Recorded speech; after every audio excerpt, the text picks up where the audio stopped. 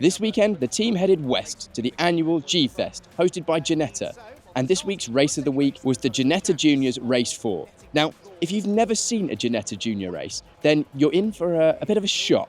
Imagine cadet karting, but in race cars. Drivers aged 14 and up go head-to-head in Ginetta G40s, and the racing is electric. And this weekend was no different. The red lights go on, they go out.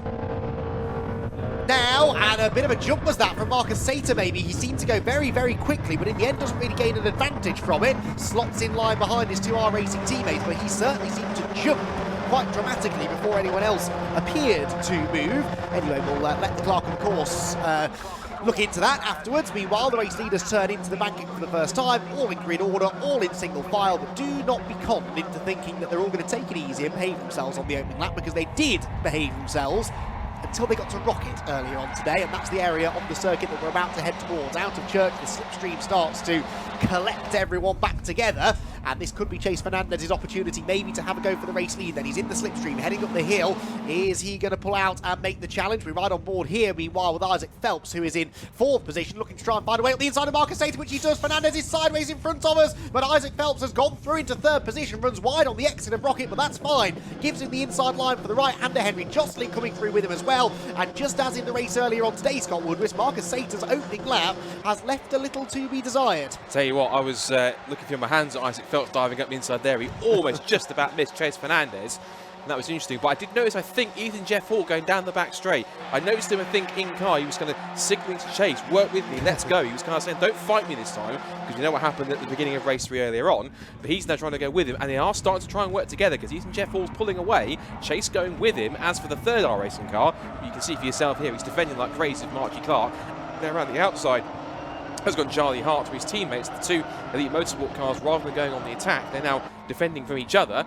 They head down the back straight towards the bus stop once again. Top two of the R Racing cars trying to pull away. Side by side for position here between Charlie Hart in silver on the left. In blue it's Archie Clark as Charlie Hart moves his way up into place by the end of the first lap. And it will be clear of that number one. Ethan Jeff Hall looking for his third race win of the weekend. Chase Fernandez holding steady in second place. He's just under a second behind. And Isaac Phelps up to third with that daring move up the inside into Rocket. Fourth for Henry Jocelyn. Fifth for Marcus Sater. Then Hart, Clark, Cronin, James Shott and Alfie Slater rounding out the top 10. All calm and collected so far. I emphasize the words so far as they go on to lap number 2.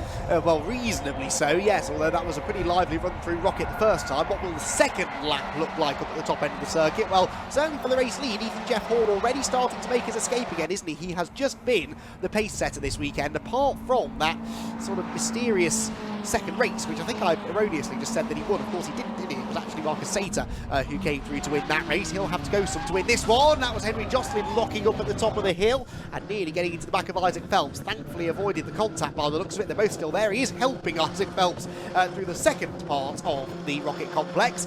Isaac just parking the car on the apex, not wanting to leave the door open, and manages to keep Jocelyn at bay. So Ethan Jeff Hall leads then, second Fernandez, then a gap back to Phelps, Jocelyn, Sater, Hart, Clark, Cronin, Shotton, Slater, Ruben Dan and Felix Livesey all in a long line. And in fact that is also now Colin Cronin, I think, who's dropped back, hasn't he? Yeah, Colin Cronin was in 8th at the start of the lap.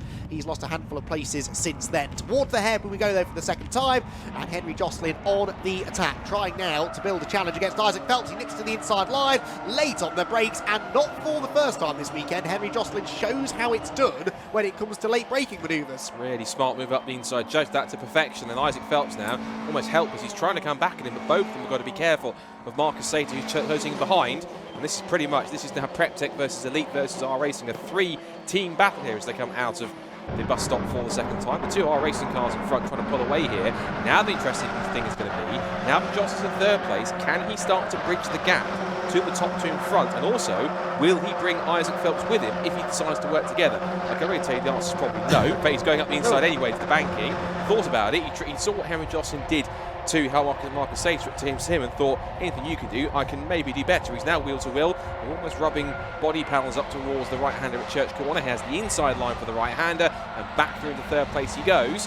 Jocelyn won't give this one up, but Isaac Phelps shows him the curb and the edge of the road, and now Jocelyn goes back to being the hunter. He's in the slipstream. Where's he going? Left and right, tries to dart out, but Phelps has that covered. Meanwhile, Marcus Sater under threat from the Elite Motorsport Massive, he's got Charlie Hart and Archie Clark in the mix. We're on board now with Marcus Sater in 67. He's got the perfect grandstand view of the fight for third place. He's right on the rear bumper of Henry Jocelyn.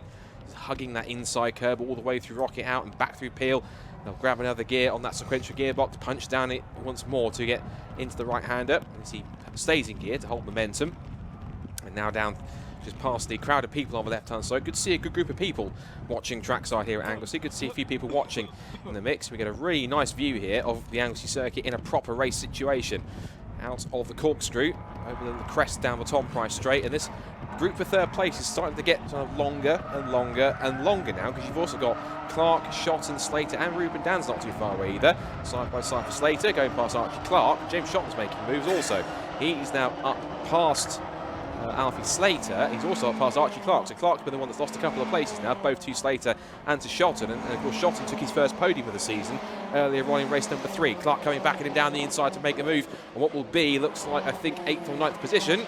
Little love tap on the exit, thanks for that, and through he goes. So Ethan Jeff Hall, meanwhile, oblivious to this, 2 seconds to the good ahead of Fernandez, but it's now Phelps versus Jocelyn versus Sater. And I'll say it again, while they fight each other, easier it is for the top 2 to make a break. Well, I think the moment that I realised it was going to be an R-Racing 1-2 in this race was when Isaac Phelps and Henry Jocelyn started battling a lap ago at this very part of the circuit. As soon as Phelps went back up the inside of Jocelyn, there was no chance they were going to keep up with the leaders, and again they will go side by side now into Church Corner with Jocelyn on the inside line, and we get a grandstand view here courtesy of Marcus Sater, who will get the run on the pair of them. Chooses, interestingly, not to go 3 abreast and instead gives the bumper to Henry Jocelyn and pushes him through. So a nice bit of bump drafting there from Marcus Sater, who shovels Henry Jocelyn up the hill and will move through into 4th position, then moves over to cover from Isaac Phelps, who was presumably still somewhere to the left. Jocelyn's outbraked himself though, and Sater goes through. So, well, Henry Jocelyn will have arrived at that corner a little bit faster than he's used to, because of course he was being given that assistance, wasn't he, from Marcus Sater, and just managed to miss his braking point. So as they go into Peel Corner,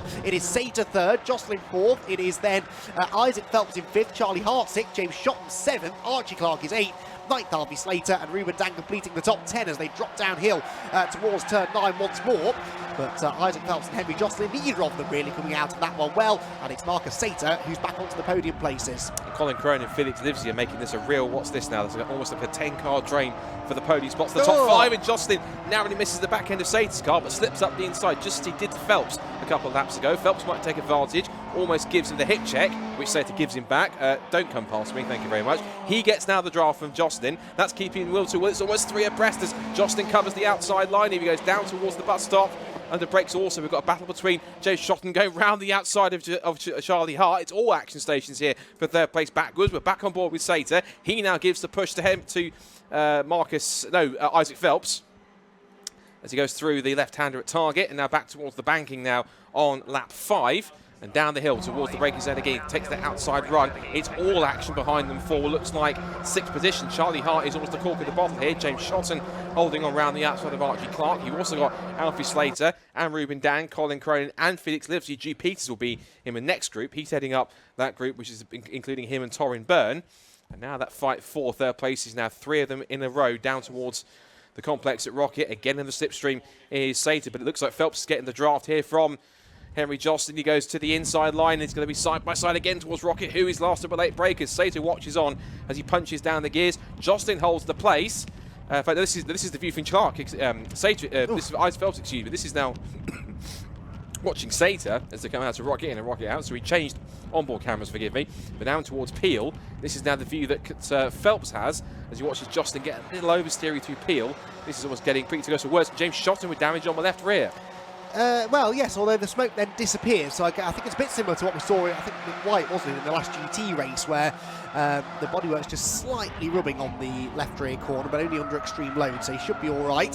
Henry Jocelyn then hanging on for now for 3rd position. 10-second time penalties, by the way, for cars 20 and 67. Well, 67 is Marcus Sater, so Marcus Sater being given a 10-second time penalty for being out of position at the start. Number 20... it's Mabunda, isn't it? Further down the order. So they've both been given 10-second penalties. They'll be added on at the end of the race, and they will unfortunately drop down the order as a result, particularly Sater, who is on the tail of Henry Jocelyn in the battle for third place, but with a 10-second penalty now hanging over him, he'll probably be blissfully unaware of that for the time being, but that will unfortunately drop him out of this battle, unless, of course, he can clear Henry Jocelyn and then start to get his head down and get away. But pulling 10 seconds on this group is not going to be easy to do. That being said, that's exactly what Ethan Jeff Hall has done. He is 3 seconds clear of Chase Fernandez and 8 seconds clear of Henry Jocelyn in third position. I cannot remember, Scott, the last time I saw a Ginetta Junior weekend where one driver has dominated quite so completely. I know he didn't win the second race yesterday, but the races that Ethan Jeff Hall has won, as we see Marcus Sater gesticulating to Henry Jocelyn that he wants to keep working together here, but the races that Ethan Jeff Hall has won, he's won in such commanding fashion. Oh, big spin out of Church Corner, I've just seen out of the window, and that was for the number 45 car, and that was Jack Robinson. He's rejoining now, but he spun right in front of a big pack of cars, just caught that out of the corner of my eye, ran too wide onto the curbs, lost control, and was very, very lucky not to get collected by anybody else. For the third time, Scott, I'll try and make this point. The races that Ethan Jeff Hall has won this weekend, he has done so in dominant fashion. That is not something you see a lot of in this championship. It isn't, and it's usually quite close-knit, as you can see, the battle for third place, but it's all about, in any kind of championship, the harder that group of cars fights each other, it's easy for the cars behind to make that group bigger and the cars in front to kind of drive unchallenged, and therefore they can run their own race without having to look in their mirrors, which is exactly what James Shotton and co are doing, heading down towards the hairpin here. He's being almost practically assaulted by a massive group of elite motorsport cars. The only ringer in that is Alfie Slater. Out wide is James Shotton. He's now continuing on in 7th place. He's in that next group now, which are fighting over pretty much 6th and 7th position. In fact, he's into 6th now, past Charlie Hart. So this is a group here is the other two elite cars again going to combat. This is Archie Clark, who was up there in the first 4 or 5 places. He's dropped back in this first half of the race. He's now coming under threat from his teammate Ruben Dan. He's having, I think, one of his best races today, also within the top 10. The young Australian target now. Also on the tail of them still are both Felix Livesey and Colin Cronin. Livesey using all the curb on the exit there to hold on to 11th place. Wind their way through the banking now once again. This is on lap 7. Up towards Church Corner now. Gap in the lead is now 3.4 seconds. And a further 5 seconds back from Fernandez to Jocelyn. And Jocelyn himself, of course, is still enthralled in that 3-car fight on the road, at least, between himself, Sater and Phelps, but of course with the 10-second penalty for an out-of-position start, Sater was not in this. Another one trying to work together. His third one, Felix Livesey. He's signaling to Cronin. Again, don't fight me, work with me, and let's try and catch and work our way through this pack, which is still being headed by James Shotton. Bit of a cork in the bottle here is James. Yeah, with Charlie Hart stuck behind. So again, Charlie not having a brilliant race here, is he, in 7th position. Glad, I think, to see the back of Anglesey. But as we've seen with Chase Fernandez, if you can get to the front of the group, then you can still turn the weekend around, which is what he looks like he's set to do with a 2nd place finish. At least 5-second time penalty for Ruben Dan, by the way. That's for exceeding track limits. I don't think that's the last we'll hear of that. I've noticed a lot of drivers again running wide, coming out of Church Corner in particular. So I would not be surprised if we get a couple more penalties before the race is done. 7.5 minutes to go, and that is a late move and a lovely move up the inside by Alfie Slater. Gets past Charlie Hart for 7th place, so Alfie Slater past Charlie Hart going into the hairpin. So that is the R Racing driver gaining a position. And now Charlie Hart trying to come back at him into the final corner, but not able to get to the inside line, so Slater defends the inside. Hart looks maybe for the better exit from the corner, but can't quite do that either. So Charlie Hart, just for whatever reason, struggling a little bit for confidence under braking maybe. That was a very late lunge, admittedly, from Alfie Slater, but it was a clean move. And now, as they head through the banking, Charlie Hart coming under pressure from his elite motorsport teammate Archie Clark, who's a bit further down the order in this one than he was in race number 1 earlier on today. And Church Corner then, up over the curb they go. Again there, Clark maybe a little bit too wide over the exit curve. Side by side off in the distance, that was Jocelyn and Sater, or Sater and Phelps. It was Sater and Phelps side by side. Isaac Phelps trying to take 4th place away from Marcus Sater. And Marcus Sater slipping through, or defending I should say, successfully there on the inside line. And so Marcus Sater then up into, or staying in 4th place. Isaac Phelps tried his best there to get through, but could not quite make the move stick. Black and white warning flag now for Holly Mile, the latest driver to be pinged for exceeding track limits.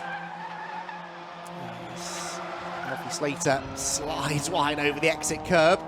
Here comes Phelps then on the tail of Sater once again. And really doubly frustrating this one, isn't it, for Phelps? Because, oh, well, he gets into the back of Marcus Sater, displays his frustration and gets up alongside him. But the point I was about to make is that Sater is physically there in front of him on the track, but actually isn't really on the corrected times. But anyway, none of that matters now. Phelps has gone through with a robust move, but ultimately a fairly effective one up at the hairpin. In fact, no, he's backed off and let him get through. So Marcus Sater will come out of the final corner, still in 4th place. But you really get to tell the driver whether he's got penalty not to pass somebody who wants to. That's certainly be the case now. Cars 19 and 23 have been more than track limits.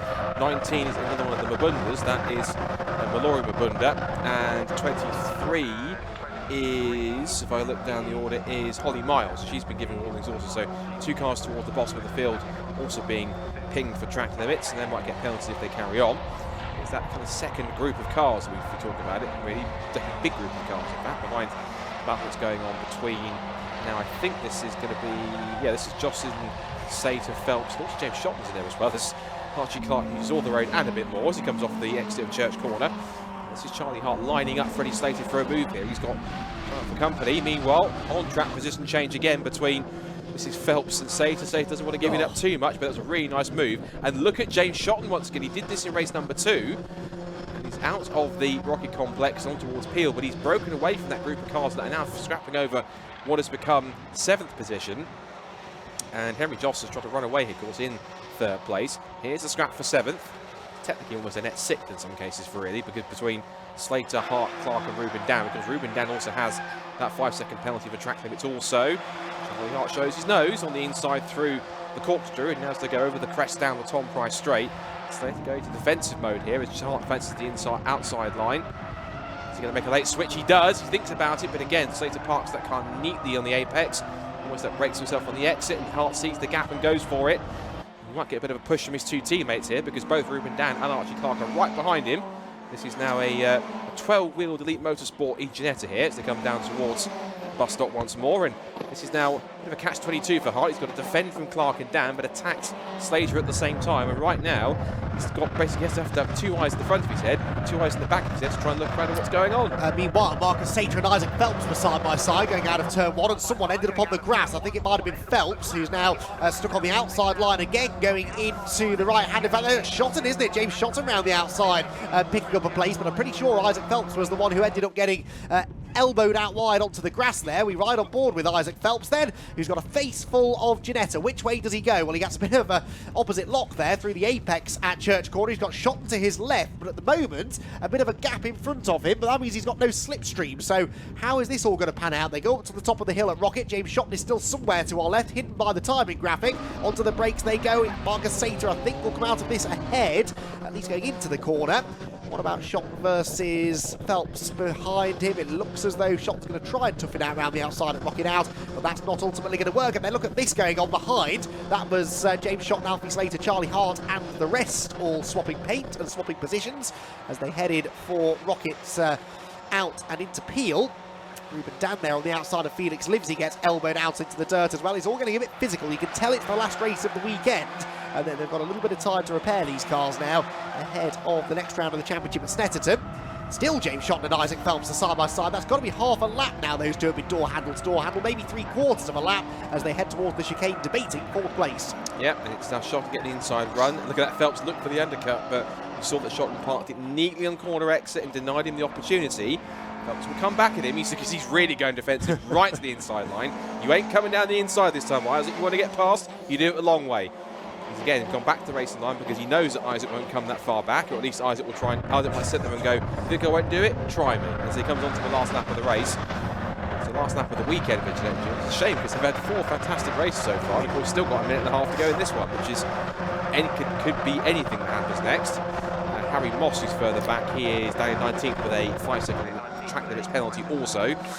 Again, as that battle continues to go on for 5th and 6th position, 7th place back, which is also just as enthralling. As we've seen, it's still Alfie Slater holding on at the moment. This is the driver's view here from on board on screen here, which is Isaac Phelps. Still watching James Shotton. He's now got the chance to get the run here over the curb. Careful not to get too much track limit. Behind them, I can see out the window, Slater's under threat from Charlie Hart on the inside line. So where do you look? Two big battles. Here is that scrap between Slater and Hart. Shows in the edge of the road on the inside line. Slater goes defensive. He's practically pushing him up the hill. Looks to the outside for the switch back, and here comes Archie Clark on the outside. Three of them. Slater goes deep into the corner. It's now side by side between the Elite Motorsport teammates. Still on the inside, getting the push on the back of Slater from Hart.